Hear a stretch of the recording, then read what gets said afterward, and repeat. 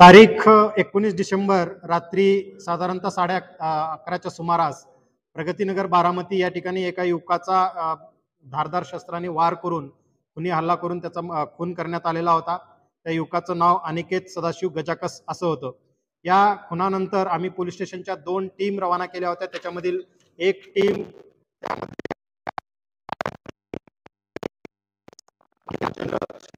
यांनी संयुक्तपणे अकलूज खंडाळा येथून शिताफीने 3 आरोपींना ताब्यात घेतलेला आहे। त्याच्यामधील आरोपी नंदकिशोर आंबोरे, नंबर 2 खंडाळे अशा तिन्ही आरोपींना 12 तासाच्या आत पोलिसांनी या ठिकाणी ताब्यात घेतलेला आहे।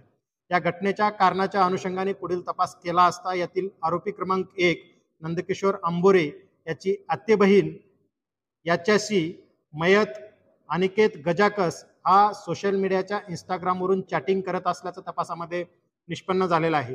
यापूर्वी पण यातील आरोपी क्रमांक 1 व मयत यांच्यामध्ये या कारणावरून वाद झालेला होता व त्याला चॅटिंग न करण्याबाबत त्यांनी वार्न पण केले होते, परंतु त्यानंतरही तो चॅटिंग करून तो देसाई एस्टेट राहणारा असला तरी तो प्रगतीनगरमध्ये मुलीच्या घरासमोर तो जायचा आणि त्या ठिकाणीच त्याची हत्या करण्यात आलेली आहे।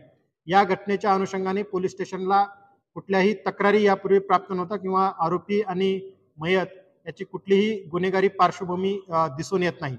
यापूर्वीच 2.5 महिन्याच्या पूर्वी उपमुख्यमंत्री माननीय अजितदादा पवार यांनी या शहरामध्ये शक्ती अभियानाची सुरुवात केलेली होती। या अभियानांतर्गत शक्ती नंबर, शक्ती भेट, शक्ती कक्ष, शक्ती नजर असे पंचशक्ती अभियान या शहरामध्ये सुरुवात करण्यात आलेलं आहे। त्या अनुषंगाने एकूण 95 शाळांमध्ये पोलीस अधिकाऱ्यांनी भेट देऊन शक्ती नंबर त्या ठिकाणी देण्यात आलेला आहे, ज्या नंबरवर मुलीची तक्रार आल्यानंतर ती गोपनीय ठेवली जाते आणि संबंधित मुलांवर योग्य ती कायदेशीर कारवाई केली जाते। यामध्ये एकूण आतापर्यंत 2.5 महिन्यामध्ये 95 शाळांना भेट देऊन 45,320 विद्यार्थ्यांपर्यंत आम्ही पोहोचलेलो आहोत। ही मुलगी ज्या शाळेत शिकते त्याही शाळेमध्ये 3 डिसेंबरलाच या पथकाने भेट दिलेली आहे आणि त्या ठिकाणी अवेअरनेस प्रोग्राम पण घेतलेला आहे। माझं सुज्ञ पालकांना आवाहन आहे की आपल्या पाल्यांवर आपण लक्ष ठेवावे। ते कुठलं सोशल मीडिया प्लॅटफॉर्म हँडल करतात, त्याच्यावरून कुणाशी चॅटिंग करतात आणि काय गैरप्रकार असतील तर आपण पोलिसांशी कम्युनिकेट करावा, संवाद साधावा। आम्ही त्यांचं नाव गोपनीय ठेवून संबंधितांवर उचित योग्य ती कायदेशीर कारवाई करू। कोणीही कायदा स्वतःच्या हातात घेऊन अशा पद्धतीचं कृत्य केल्यास या ठिकाणी आपण बघतो की एकूण 4 कुटुंब याच्यामध्ये उद्ध्वस्त होत आहेत। एक जीवानिशी गेलेला आहे आणि 3 जण आता यापुढे जेलमध्ये राहणार आहेत।